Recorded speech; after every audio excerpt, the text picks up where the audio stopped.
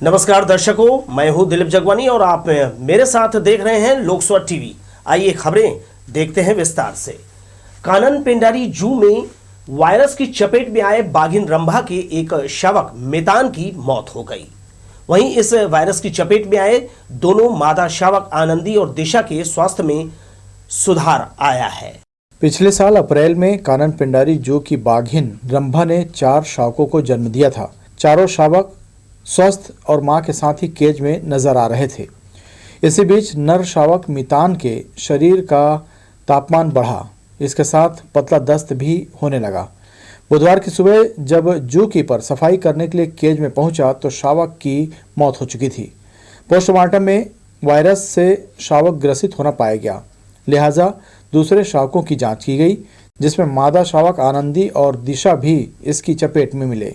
दोनों को तत्काल केस से अलग रेस्क्यू सेंटर में आइसोलेट कर दिया गया है। जो प्रबंधन इनका इलाज करा रहा है। लगातार इलाज की वजह से उनके स्वास्थ्य में गुरुवार को सुधार दिखा।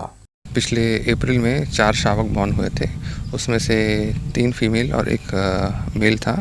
तो अभी जो कल डेथ हुआ है, एक मेल शावक का डेथ हुआ है और उसका जो पोस्टमार्टम में ये आया है कि उसको जो फेलाइन फैमिली में फेलाइन पैन ल्यूकोपीमिया करके वायरल डिसीज़ है, वो उससे इन्फेक्शन हुआ है।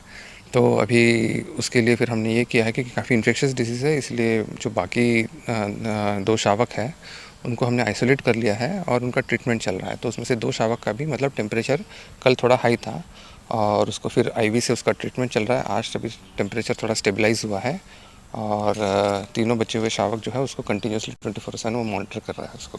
जो प्रबंधन की चिंता थोड़ी कम हुई है, लेकिन प्रबंधन ये जानता है कि जब तक वह पूरी तरह स्वस्थ नहीं हो जाते खतरा बरकरार रहेगा।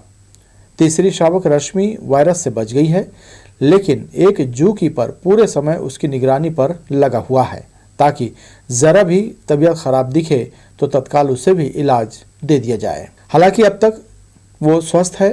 फिलहाल जू प्रबंधन आनंदी और दिशा को स्वस्थ करने में जुटा हुआ है। अभी ठीक है, अभी मतलब पहले से बेहतर है स्थिति और स्टेबलाइज हुए हैं अभी और उनको वही आईवी ट्रीटमेंट चल रहा है और अभी कंटिन्यूसली अंडर मॉनिटरिंग। पोस्टमार्टम में ये है कि उसमें लीवर है और लीवर, लंग और इंटेस्टाइन है, उसमें इन्फेक्शन पाया गया, जिसका मतलब जो फेलाइन पैन ल्यूकोपीमिया है जिसके लक्षण होते हैं वो क्लियरली सामने आया है। जितना जल्दी हम पूरी कोशिश है कि जितने जल्दी से जल्दी उसको सुधार करें और वापस हम उसको रिलीज़ कर सकें। आनंदी और रश्मि को कानन पेंडारी परिसर स्थित रेस्क्यू सेंटर में ही रखा गया है। सुरक्षा के मद्देनजर रेस्क्यू सेंटर को बंद कर दिया गया है। पशु चिकित्सक के अलावा किसी भी को जू में प्रवेश की अनुमति नहीं है। वहीं सीसीटीवी कैमरे से भी निगरानी की जा रही है। जू प्रबंधन का मानना है कि अभी खतरा पूरी तरह से टला नहीं है, इसलिए किसी भी तरह का जोखिम वे नहीं उठाना चाहते। लोकसभा टीवी के लिए कैमरामैन जय साहू के साथ भूपेंद्र राठौर की रिपोर्ट। इधर जिले के राजस्व अधिकारियों से कलेक्टर सौरभ कुमार ने कहा, सीखने और कार्य करने वाले कर्मचारियों को आगे लाएं। अनाप शनाप रुपए मांगने वाले पटवारी, आरआई और दूसरे फील्ड वर्कर्स के मन में भगवान का डर बिठाकर तहसील कार्यालय में बुलाकर प्रकरणों का निपटारा कराएं। बुधवार को मंथन सभा कक्ष में कलेक्टर ने बैठक बुलाकर एसडीएम और तहसीलदारों को सजग रहकर नामांतरण और राजस्व के दूसरे मामलों में गंभीरता बरतने हिदायत दी, जिससे अनावश्यक आर्थिक दोहन रोका जा सके और लोगों का समय पर कार्य हो जाए। बिलासपुर जोन के रेलवे स्टेशनों को हाईटेक और सुंदर बनाने की योजना है। केंद्रीय बजट में इसके लिए प्रावधान किया गया है। इसके लिए अमृत भारत स्टेशन योजना चलाई जाएगी, जिसमें बिलासपुर जोन से बिलासपुर, रायपुर और नागपुर रेल मंडल के 45 स्टेशन शामिल किए गए हैं। देश में रेल यात्रियों की सुविधाओं को और रेलवे स्टेशनों को विकसित किया जा रहा है। केंद्रीय बजट में वित्त मंत्री निर्मला सीतारमण ने रेलवे के लिए 2.41 लाख करोड़ रुपए स्वीकृत किए हैं। इससे अमृत भारत स्टेशन योजना के तहत 1275 स्टेशनों को आधुनिक बनाया जाएगा। अमृत भारत योजना के तहत दक्षिण पूर्व मध्य रेलवे के बिलासपुर जोन के अंतर्गत आने वाले उस्लापुर, रायपुर, रायगढ़, अकलतरा, नैला, चांपा, बाराद्वार, रायगढ़, कोरबा, पेंड्रा रोड, भिलाई, दुर्ग, राजनांदगांव, बालोद, दल्ली राजहरा, मड़ौदा, भाटापारा, भिलाई पावर हाउस, भिलाई नगर, तिल्दा नेवरा, बिल्हा, भानु प्रतापपुर, हथबंद, सरोना, मंदिर हसौद, उरकुरा, निपनिया, डोंगरगढ़, बेलपहाड़, अनूपपुर, शहडोल सहित अन्य स्टेशनों को शामिल किया गया है, जहां सुविधाएं बढ़ाई जाएंगी। अमृत भारत स्टेशन योजना के तहत चयनित रेलवे स्टेशनों में आकर्षक gate, waiting hall, pathway, escalator, foot overbridge, lighting, सौंदर्यीकरण के साथ ही स्टेशन पर उपलब्ध अनुपयोगी स्थान को जोड़ते हुए एग्जीक्यूटिव लॉन्ज का विस्तार, सर्कुलेटिंग एरिया के प्रत्येक तरफ साइनेज, सड़कों का चौड़ीकरण, वाहन पार्किंग सहित अन्य सुविधाओं का विस्तार किया जाएगा। वैसे भी बिलासपुर जोनल स्टेशन के सब स्टेशन के रूप में उसलापुर स्टेशन को विकसित किया जा रहा है। अब उसलापुर स्टेशन का काम अमृत स्टेशन में आ जाने से यहाँ का विकास और तेजी से होगा। वहीं यात्रियों को यहाँ वो सारी सुविधाएं मिलेंगी जो बड़े स्टेशनों में यात्रियों को मिलती हैं। लोकसभा टीवी के लिए कैमरामैन जय साहू के साथ भूपेंद्र सिंह राठौर की रिपोर्ट। न्यायालय के लंबित प्रकरणों को जल्दी से जल्दी निराकृत करने हर साल नेशनल लोक अदालत का आयोजन किया जाता है। इस बार भी 11 फरवरी को यह अदालत लगाई जाएगी। इससे पहले जिला न्यायालय परिसर में स्वास्थ्य शिविर लगाया गया ताकि अधिवक्ता, न्यायालय कर्मचारी, पक्षकार जो है वो अपने स्वास्थ्य की जांच कराकर इसका लाभ ले सके। 11 फरवरी को नेशनल लोक अदालत लगाया जाएगा, जिसमें बड़ी संख्या में विभिन्न विवादित मामलों का निराकरण होगा। नेशनल लोक अदालत में राजीनामा योग्य मामले ही लिए जाते हैं ताकि बिना किसी विवाद के आपसी समझौते के तहत मामलों का निराकरण किया जा सके। न्यायालयों में ऐसे हजारों केस पेंडिंग रहते हैं जो समझौतों से ही निराकरण किए जा सकते हैं, मगर बड़ी मात्रा में प्रकरण लंबित होने के कारण ऐसा संभव नहीं हो पाता है। इसलिए नेशनल लोक अदालत के माध्यम से इस तरह के प्रकरणों का निराकरण किया जाता है। प्रस्तावित लोक अदालत के पहले गुरुवार को जिला न्यायालय परिसर में जिला विधिक सेवा प्राधिकरण के द्वारा स्वास्थ्य शिविर का आयोजन किया गया ताकि इस शिविर में अधिवक्ता, न्यायालय कर्मचारी, पक्षकारों के स्वास्थ्य की जांच कर उनका इलाज किया जा सके। इस शिविर का लाभ ये होगा कि नेशनल लोक अदालत में मानसिक और शारीरिक रूप से स्वस्थ होकर लोग अपने अपने दायित्वों का निर्वहन कर सकेंगे। नेशनल लोक अदालत के परिप्रेक्ष्य में उसकी तैयारी को देखते हुए ताकि लोक अदालत के तक अधिवक्तागण और जो पक्षकार और अपने जो न्यायिक कर्मचारी हैं वो स्वस्थ रहें और उस लोक अदालत को अच्छे रूप से संपादित कर सके, इसी तैयारी को देखते हुए लोक अदालत के पूर्व आज दिनांक को ये स्वास्थ्य परीक्षण शिविर आयोजित किया गया है। इसमें जो राजीनामा योग्य जो भी विवाद जिनका है वो सब पक्षकार आके आज अपना आवेदन कर सकते हैं या उसके लिए प्रस्ताव कर सकते हैं और लोक अदालत में अपना निराकरण करा सकते हैं विवादों का। सुबह से लेकर शाम तक इस परिसर में विभिन्न विशेषज्ञ डॉक्टरों ने अपनी सेवाएं दी। आने वाले सभी लोगों के स्वास्थ्य की यहां जांच कर आवश्यक परामर्श एवं दवाओं का वितरण किया गया। इस मौके पर बड़ी संख्या में न्याय से जुड़े अधिकारी, कर्मचारी, अधिवक्ता और पक्षकार मौजूद रहे। लोकसभा टीवी के लिए कैमरामैन जयेंद्र गोले के साथ इरशाद अली, बिलासपुर। इधर देश के जाने माने 300 से ज्यादा डॉक्टर डायबिटीज के इलाज पर अपना तजुर्बा और रिसर्च की जानकारी आपस में साझा करेंगे।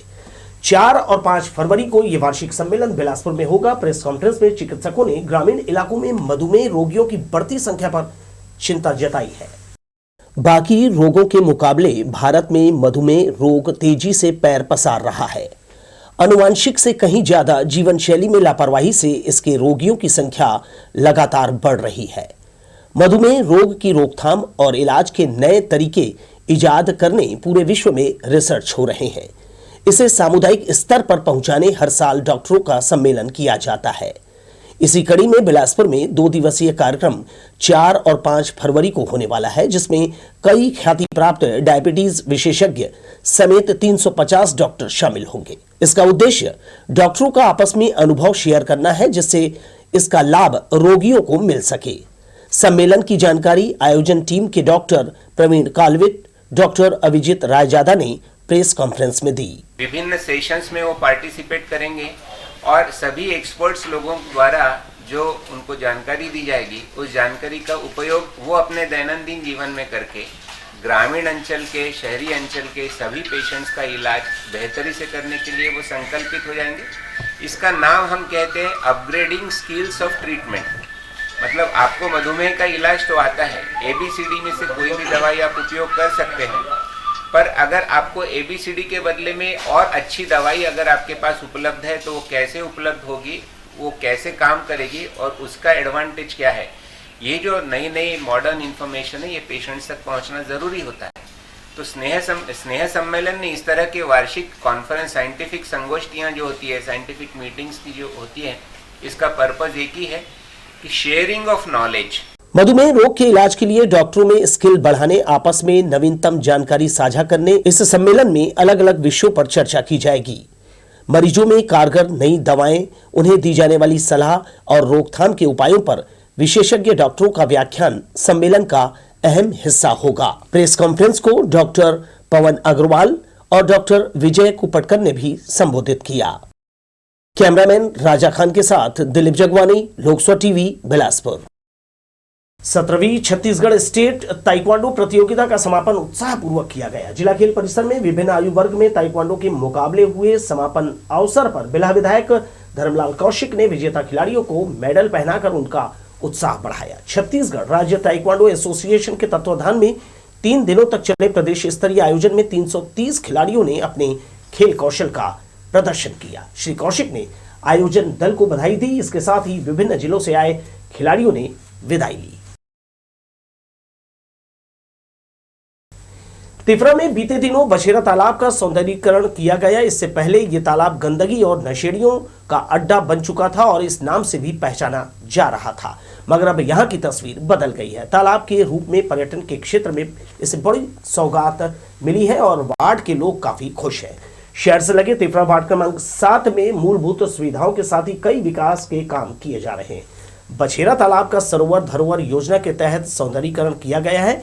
12 एकड़ में फैले इस तालाब का काम पूरा हो चुका है, लेकिन इसके सौंदर्यीकरण हो जाने के बाद अब एक बार फिर से यहाँ मछलियां पकड़ने वालों का जो है वो मेला लग रहा है। मुख्यमंत्री के निर्देशों का पालन जिले के अधिकारी करते नजर नहीं आ रहे हैं। यहाँ अब भी शहर समेत ग्रामीण इलाकों की सड़कें जो है खस्ता हाल है। जर्जर सड़कों पर जो है राहगीर चलने मजबूर है, मगर पीडब्ल्यूडी के अधिकारियों का ध्यान इस ओर नहीं जा रहा है। बिलासपुर रायपुर मार्ग के बीच से बोदरी से चकरभाटा जाने वाली सड़क की मरम्मत पिछले कई वर्षों से नहीं की गई है। इस मार्ग में केवल गड्ढे ही गड्ढे नजर आते हैं। नगर पंचायत भी सड़क की जो है मरम्मत नहीं करा रहा है, क्योंकि ये सड़क पीडब्ल्यूडी की है। सड़क मरम्मत के लिए कई बार ग्रामीणों ने ज्ञापन सौंपा, मगर अधिकारियों के कान में जूं तक नहीं रेंग रही। अकूत धन संपदा के बाद भी छत्तीसगढ़ राज्य और स्थानीय लोगों का समुचित विकास नहीं हुआ है। लोगों का जीवन स्तर ऊंचा उठाने हमर छत्तीसगढ़ पार्टी कार्य करने इच्छुक है। प्रदेश में इस राजनीतिक दल को फिलहाल मान्यता नहीं मिली है। सदस्यों ने प्रेस कॉन्फ्रेंस में विचार साझा किए। सहकारिता के क्षेत्र का गहरा अनुभव रखने वाले लखनलाल साहू अपने करीबी साथियों को लेकर हमर छत्तीसगढ़ पार्टी नाम से नया राजनीतिक दल गठित करने जा रहे हैं। पार्टी के विचारों को लोगों तक पहुंचाने वे छत्तीसगढ़ के अलग अलग शहरों का दौरा कर रहे हैं। बिलासपुर प्रेस क्लब में चर्चा के दौरान लखनलाल साहू ने बताया कि छत्तीसगढ़ में लोगों की आर्थिक, सामाजिक और विकास की स्थिति ठीक नहीं है, जबकि प्रदेश में खनिज संपदा, आर्थिक संसाधनों की कमी नहीं है। उचित राजनीतिक नेतृत्व नहीं होने के कारण प्रदेश का विकास अपेक्षित रूप से दिखाई नहीं देता। उन्होंने कहा, अगर उनके राजनीतिक दल को मान्यता मिलती है तो वे पूरे 90 विधानसभा से अपने प्रत्याशी चुनाव मैदान में उतारेंगे। हम इसके लिए डाल रहे हैं कि यहाँ का विकास हो। यहाँ पर धन संपदा अधिक है, पर यहाँ के लोगों को अभी भी वो पीपीएल बना रहे हैं, कई मनगम काम कर रहे हैं, उनको हमको आत्मनिर्भर बनाना है। ये हमारा कार्य योजना हमारे पास तैयार हो रहा है। हमारे बहुत सारी टीम काम कर रही है। हमारे पास साइंटिस्ट हैं, वैज्ञानिक है, इंजीनियर हैं, हमारे साथ बैठे इंजीनियर और हैं, साथ भी आए हैं 3-4 इंजीनियर। हम तो उसी पे काम कर रहे हैं। यहाँ पर हम किसानों को पानी कैसे दे देंगे, पानी व्यवस्था नहीं है। भाई हमारे पास एक बांध श्यामचंद्र शुक्ला ने बनाया था, गंगरेल बांध। आप कितनी बांध बनी बताइए? किसान को 12 महीना पानी नहीं मिलता। हम बहुत सारी योजनाओं पे काम कर रहे हैं। इसलिए हमें ये पार्टी, हम ऐसा नहीं कि हम बैठ के सिर्फ नेतागिरी करेंगे और ये करेंगे, ऐसा नहीं। हम कुछ काम करना चाहते हैं। हमारे छत्तीसगढ़ पार्टी के केंद्रीय अध्यक्ष लखनलाल साहू का कहना है, छत्तीसगढ़ के लोगों को बीपीएल कार्ड और मनरेगा में कार्य करने की आवश्यकता नहीं है। जरूरत है तो उनका जीवन स्तर ऊंचा उठाने की। इसके लिए प्रदेश में मौजूदा संसाधनों का समुचित उपयोग करने की आवश्यकता है। कैमरामैन राजा खान के साथ दिलीप जगवानी, लोकसभा टीवी, बिलासपुर। सिंधी कॉलोनी में भक्त कंवरराम नगर गेट का निर्माण कार्य जारी है। प्रवेश द्वार को भव्य और आकर्षक बनाने कारीगर जुटे हुए हैं। प्रवेश द्वार सिंधी समाज की जो है वो गौरव से जुड़ा हुआ है, लिहाजा निर्माण कार्य शुरू होने से उनमें उत्साह है। गौरतलब है कि तेज रफ्तार वाहन की ठोकर लगने से गेट टूट गया था। सिंधी समाज ने नए प्रवेश द्वार को जल्द बनाने महापौर रामशरण यादव से मांग की थी। बहरहाल गेट पर रंग रोगन का कार्य चल रहा है, जिसे जल्द ही पूरा करने की बात कही जा रही है। मंगला स्थित ठेठा डबरी रेलवे ट्रैक के पास झुलसी पाई गई महिला की पहचान सिविल लाइन पुलिस ने कर ली है। वहीं संदिग्ध परिस्थितियों को ध्यान में रखते हुए पुलिस पोस्टमार्टम रिपोर्ट का इंतजार कर रही है। घटना के पूर्व सीसीटीवी फुटेज पुलिस के हाथ लगे हैं। अतिरिक्त पुलिस अधीक्षक शहर राजेंद्र जायसवाल ने बताया कि पति और बेटे का बयान दर्ज किया गया है। बताया जा रहा है कि महिला किसी अन्य व्यक्ति के संपर्क में थी, पुलिस उसकी तलाश कर रही है। महिला की पहचान परसदा निवासी राजरानी गुप्ता के रूप में हुई, जिसमें उसके पति और बेटे के द्वारा उसकी पहचान की गई है तथा घटनास्थल का बारीकी से मुआयना करने पर यह स्पष्ट हुआ है कि वो महिला लगभग घटना के 1.5 घंटे वहीं पर मौजूद थी तथा वो जिस प्लाट में आगजनी हुई वहाँ पर वो महिला प्रवेश कर रही थी। इस पर पुलिस के द्वारा मरकाम में जांच की जा रही है और जांच परिस्थिति स्पष्ट हो जाएगी। उधर महाराणा प्रताप चौक से श्रीकांत वर्मा मोड़ तक डिवाइडर में लगी रेलिंग अज्ञात चोरों ने पार कर दिया है। मामले की रिपोर्ट सिविल लाइन थाने में दर्ज कराई गई है। व्यापार विहार जोन क्रमांक 4 की कमिश्नर ने इसकी लिखित शिकायत थाने में दर्ज की है। पुलिस आसपास लगे सीसीटीवी फुटेज के आधार पर जांच कर रही है। गौरतलब है कि शहर के विभिन्न क्षेत्रों में डिवाइडर में लगे रेलिंग चोरी हो चुके हैं, जिसकी जांच जारी है। ठंड हमसे विदा ले रही है और गर्मी का मौसम आ रहा है। ये संधि का जो समय होता है, यह हमारे स्वास्थ्य पर प्रतिकूल असर डालता है। डॉक्टरों की ये सलाह होती है कि इस समय आप नरम गरम से जरा बच के रहें, तो उनकी सलाह पर आप ध्यान दें और ताज़ा भोजन करें। इस सलाह के साथ ही मुझे दीजिए विदा और आप देखते रहिए लोक स्वर टीवी। नमस्कार।